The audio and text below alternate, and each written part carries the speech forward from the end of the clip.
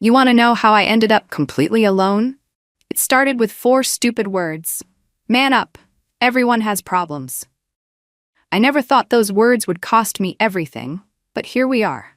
I'm Vicky, 32, and I'm about to tell you how I destroyed the best thing in my life because I couldn't handle someone else's pain. Reed and I were together for 7 years. 7 years that I spent building what I thought was the perfect life. We had our starter home in the suburbs, steady paychecks, weekend brunches with friends, all that Pinterest-perfect crap that everyone pretends matters. I worked in luxury sales, which between us was way more impressive than Reed's boring office job. But whatever, we were stable. The first signs showed up last winter. Reed started getting quieter, canceling plans with friends, spending weekends in bed claiming he was just tired. Like, who isn't tired? I'm tired too, but you don't see me bailing on Lacey's birthday dinner that I spent weeks helping plan. That night, I came home furious, and he was just sitting there in the dark like some ghost. "Vicky, I think I might be depressed," he said, staring at his untouched dinner. I literally laughed. Can you believe that? I actually laughed at him. Seriously? Man up, everyone has problems. You think I'm not stressed? I lost that huge commission today. My mom won't stop calling about Christmas plans, and Janine's already showing off her new kitchen renovation, but you don't see me hiding in bed all day. The look on his face, I should have recognized it. Something breaking. But I was too caught up in my own stuff to care. In my head, I was thinking, God, when did he get so dramatic? His father was right about him being too sensitive. I didn't tell anyone about that conversation. Not even Lacey, who knows everything. Instead, I told her and everyone else that Reed was going through something, and I was being so patient with him. Meanwhile, at home, I started keeping score of everything. If I cooked dinner 3 nights in a row, I'd throw it in his face during arguments. I'd do everything around here while you're too busy feeling sorry for yourself. The most annoying part was how he managed our money. I always kept my shopping funds separate. Why should I have to explain every purchase? But I expected him to cover the mortgage and utilities. That's fair, right? When he mentioned cutting back because work was getting overwhelming, I shut that down fast. Not my problem. He couldn't handle basic adult responsibilities. Looking back, there were a million little moments I could have changed everything. Like when he tried showing me an article about depression symptoms, and I scrolled through Instagram instead. Or when Brielle, who thinks she's a therapist just because she reads self-help books, tried telling me I was being dismissive of Reed's feelings. Please, I know my boyfriend better than some wannabe psychology major. He's just in a funk, I told everyone. He'll snap out of it. But he didn't snap out of it. He got worse. Started losing weight, calling in sick to work, forgetting conversations we'd just had. It was embarrassing, honestly, and inconvenient. Do you know how it feels having to explain to people why your boyfriend suddenly leaves parties early or cancels at the last minute? I was always left making excuses while watching Janine and her husband Mark looking so perfect, him always refilling her wine glass before she even asked. Why can't you just try harder? I'd ask Reed on our silent car rides home. Everyone's dealing with something. You're not special. I didn't realize then that for every time I said those words, something inside him was dying. I was too busy worrying about how his problems were affecting me, too busy being embarrassed by his sudden lack of ambition, too busy comparing our relationship to everyone else's highlight reels. Things got worse after that. You know how people say relationships take work? Well, I was working all right, working overtime to make Reed feel like garbage whenever he wasn't performing to my standards. Months of his depression had worn my patience thin. I started using his mood as a weapon. This is why nobody wants to be around you anymore, I'd snap when he'd ask to skip yet another dinner with my work friends. The look of hurt on his face gave me this sick satisfaction. Like I'd scored a point. What people saw versus what happened at home were completely different stories. At Janine's housewarming, I was all, Reed's been under so much pressure at work, but he's pushing through it like a champ. Meanwhile, that morning I'd told him his outfit looked as pathetic as his attitude. The contrast was jarring even to me sometimes, but I convinced myself I was just putting on a brave face for the public. When Reed finally made an appointment with a therapist, I should have been relieved. Instead, I panicked. What would he say about me? Would he realize he could do better? So I did what any totally rational girlfriend would do. I created emergencies to sabotage his appointments. My car broke down. Can you come get me? I'd text 20 minutes before his session. Or I'd pick a massive fight the night before so he'd be too exhausted to go. When he rescheduled for the third time, the therapist couldn't fit him in for another month. Problem solved. Meanwhile, I was keeping Dax on the back burner. My ex-coworker, who was always just a friend, despite his flirty texts. If Reed ever mentioned a female colleague, I'd interrogate him for hours. Who is she? Why is she texting you after work hours? Let me see your phone. The double standard was completely lost on me. The fights got uglier. I started using things he'd told me in confidence against him. No wonder your dad walked out when you were 8. He probably couldn't stand your constant neediness either. The moment those words left my mouth, I knew I'd crossed a line I couldn't uncross. But instead of apologizing, I doubled down, made him think he deserved it. My friend Brielle tried to call me out once. We were grabbing coffee and I was mid-rant about how Reed had embarrassed me by barely speaking at a work function. Vicky, she interrupted, do you actually hear yourself? The way you talk about him is concerning. Excuse me, I gave her my best, you've got to be kidding, face. You have no idea what I deal with. Just because your relationship with Kyle is so perfect, right? In my head, I was thinking, this bitch has some nerve. She's just jealous I have someone who puts up with me. We hit rock bottom after my department's quarterly dinner. I'd practically forced Reed to come, desperate to maintain the illusion that we were still that perfect couple everyone envied. He'd made an effort, showered, wore a decent shirt, even attempted small talk. But I could see he was struggling, his smile never reaching his eyes. My boss Angela was droning on about sales projections when Reed quietly excused himself to go to the bathroom. He was gone, maybe 10 minutes. Apparently that was too long in my book. What is wrong with you?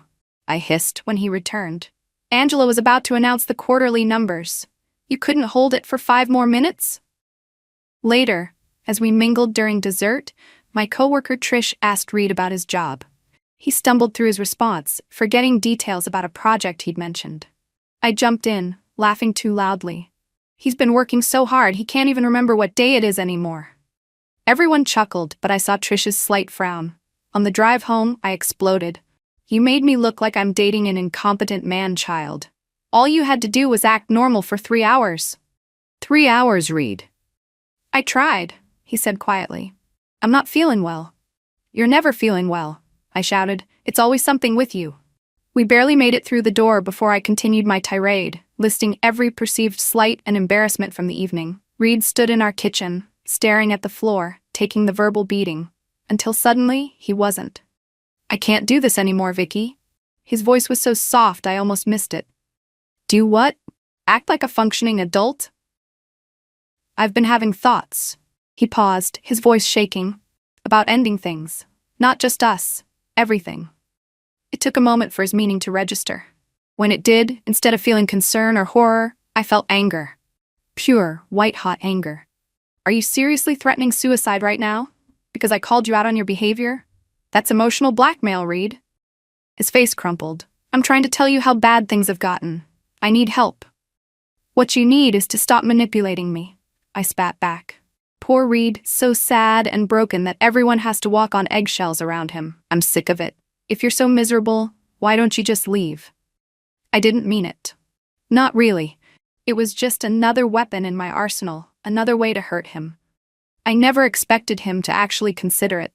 3 days later, Liam showed up at our door. I wasn't expecting him. Reed hadn't mentioned he was coming, but the moment I saw Liam's face, I knew something was different. He didn't have his usual easy smile. Reed asked me to come by, he said, stepping past me into the house. He's packing some things. Packing? For what? I followed him upstairs to find Reed methodically placing clothes into a suitcase.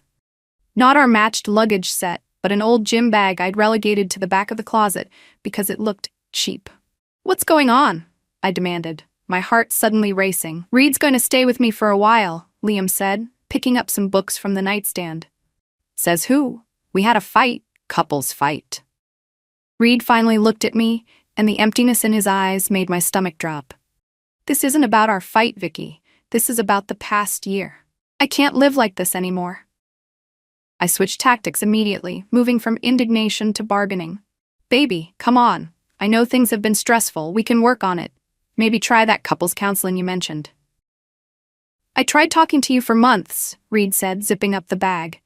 You told me to man up. You said my feelings weren't real. I was trying to help you. My voice cracked. You've been so negative lately. He's been depressed, Vicky, Liam cut in. Clinically depressed. Not sad, not negative, depressed. And instead of supporting him, you've been tearing him down. I found his therapy journal, Liam continued, holding up a notebook I recognized. The one he started keeping after you sabotaged his actual therapy appointments. My face burned. You went through my things? It was in his desk drawer, Vicky, Reed said quietly. You're the one who's been going through it. There are notes in the margins in your handwriting. I had no defense for that. I'd been reading his private thoughts and using them as ammunition. Making little comments to let him know I'd seen his deepest fears and insecurities. And this, Liam pulled out his phone. Reed didn't know I was recording when we talked last month. He hit play, and my voice filled the room. If you don't pull yourself together and show up tonight, don't bother coming home at all. I'm sick of making excuses for why my boyfriend acts like a pathetic loser. The first week after Reed left, I convinced myself he'd come crawling back. I oscillated between rage and self-pity, between plotting revenge and planning apologies. I reframed our entire relationship in my head. I wasn't the villain, I was the victim. I hadn't been cruel, I'd been honest. I hadn't been controlling, I'd been supportive in my own way. I launched what I now recognize as a full-blown smear campaign. I got ahead of the story, telling anyone who would listen my carefully crafted version of events. Reed's going through some personal issues, I'd say with a practiced, concerned look. His family has a history of mental instability. I tried everything to help him, but he refused treatment. I'm honestly worried about him. Some bought it. Lacey, bless her gullible heart, brought me wine and assured me I'd done everything I could. You can't help someone who won't help themselves, she said, parroting back the very line I'd fed her. When Reed didn't respond to my first wave of texts, the angry ones demanding he come get the rest of his stuff, or the second wave, the manipulative ones about how I was worried sick about him, I escalated. I showed up at Liam's apartment unannounced. I created fake social media accounts to monitor Reed and anyone who might be helping him. I screenshot anything that could be useful. Photos of him looking happy made me furious. How dare he smile without me? My most desperate move came 3 weeks after he left. I called him at 2 a.m., sobbing. I think I might be pregnant, I lied, knowing his deep desire for a family someday. I don't know what to do, Reed. He met me the next day at a cafe, public, neutral ground. I'd spent hours on my appearance, showing up in the sweater he'd always loved, hair done exactly how he preferred. But something had changed.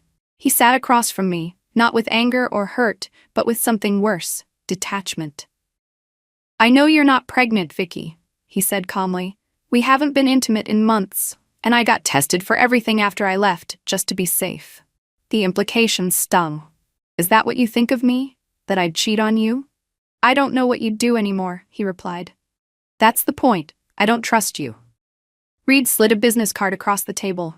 This is my therapist. She suggested we try couples counseling if you're serious about working on things. I grabbed the card, momentarily elated. This was my way back in. But then reality hit. Couples therapy meant accountability. It meant someone else hearing about my behavior. It meant having to acknowledge I'd done something wrong.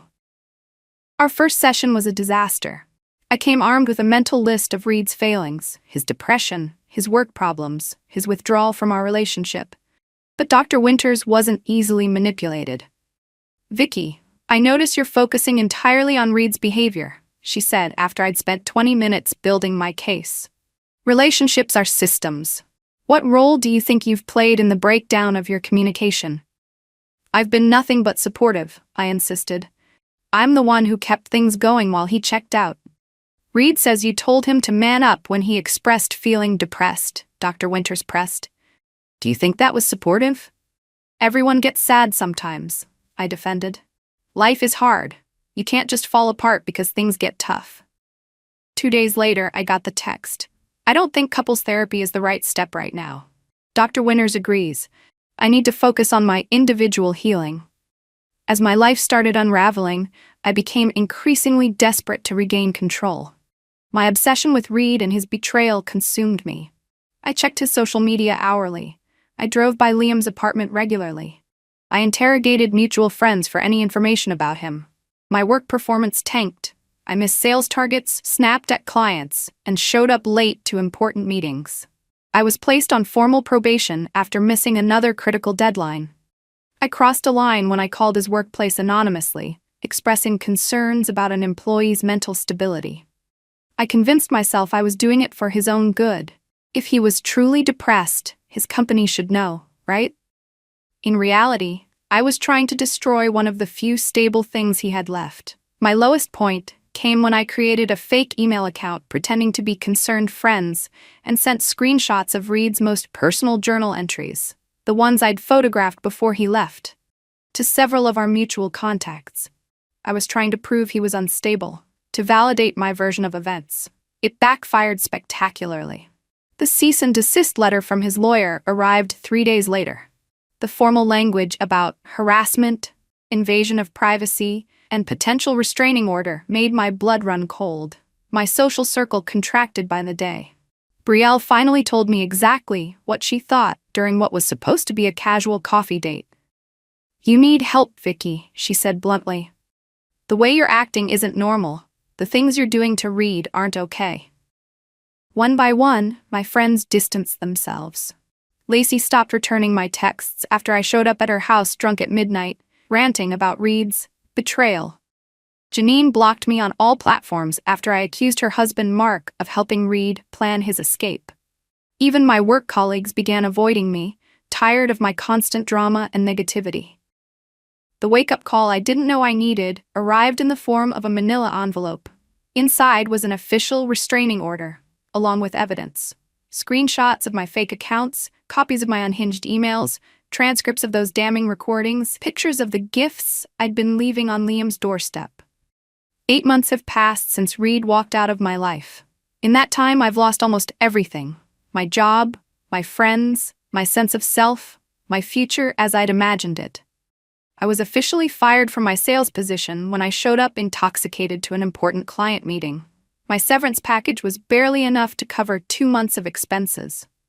With my spending habits and zero savings, I quickly fell behind on bills. My parents refused to bail me out. Turns out they'd never really approved of how I treated Reed either. "You made your bed," my father said. "Now you have to lie in it." With no income and dwindling resources, I had to downsize dramatically. I moved from my cute suburban house to a depressing studio apartment on the edge of town. I sold furniture and designer clothes to make rent. My credit cards were maxed out and then closed for non-payment. Then came the day that shattered what was left of my delusions. I saw Reed at a coffee shop with a woman I didn't recognize. She had curly hair and glasses, nothing special. But the way he looked at her, that's what gutted me. He was looking at her the way he used to look at me, before I crushed that light out of him. He was animated, gesturing as he talked, fully present in a way he hadn't been in our final years together. My first instinct was rage. How dare he replace me? How dare he be happy when I was suffering? But underneath that anger was a more painful emotion. Recognition. I recognized that I had never really seen Reed. Not the real him. I had seen only what he could do for me, how he reflected on me, what needs of mine he could fulfill. In a moment of what I can only describe as temporary insanity, I hatched a plan. I would expose Reed once and for all. I would show this woman and everyone else who he really was, the depressed, weak man who'd collapsed under life's normal pressures. I still had copies of his journal entries, screenshots of his darkest moments. I would create a website dedicated to the truth about Reed. The night before, I planned to send the link to everyone we knew. I recorded a video explanation to add to the site. I was halfway through my rehearsed speech when I knocked over my wine glass, spilling red all over my keyboard. In my drunken state, I somehow hit upload instead of save draft.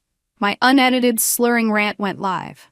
In it, I called Reed pathetic for his depression. I mocked his therapy. I laughed about sabotaging his recovery. I boasted about reading his private journal and using his deepest insecurities against him. Worst of all, I admitted, even bragged, about how I'd manipulated and controlled him for years. I didn't realize what I'd done until the next morning, when I woke to an exploding phone. Somehow, the video had spread through our social circle like wildfire. Former friends were messaging me their disgust. Reed's lawyer had already sent a formal legal threat. Even my mother called, her voice breaking as she asked, "Is that really who you've become, Victoria?" My public humiliation was complete. I couldn't show my face anywhere without receiving glares or whispers. The professional connections I'd hoped to leverage for new employment now wouldn't return my calls. As a final cosmic joke, I later learned that this woman, Avery, works in mental health advocacy. She runs support groups for people recovering from relationships with narcissistic partners. Reed had met her through his own healing journey. So here I am, alone in every sense of the word. No partner, no friends, no career, no prospects. Living in an apartment I can barely afford. Working a retail job that barely covers rent, avoided by anyone who recognizes my name or face. Sometimes I drive by our old house. Reed sold it months ago. Apparently, he couldn't stand the memories. A young family lives there now. They've painted the door a color I would have hated. Their children play in the yard where I once imagined our future children would play. I see Reed around town occasionally. He never notices me. Part of the restraining order is that I must maintain a specific distance. He looks healthy now. The hollowness in his eyes is gone. He stands straighter, laughs more easily. Sometimes Avery is with him, their hands intertwined, her head on his shoulder. What haunts me most are those 4 stupid words. Man up. Everyone has problems. 4 words that revealed my character more clearly than anything else could have. 4 words that marked the beginning of the end, though I was too blind to see it then. I'd like to say I've learned my lesson, that I've grown and changed and become a better person. But the truth is, I still find myself making excuses. Still find myself thinking, if only Reed had been stronger. If only his brother hadn't interfered. If only people understood my side. Even now, facing the ruins of the life I destroyed with my own hands, I struggle to fully accept responsibility.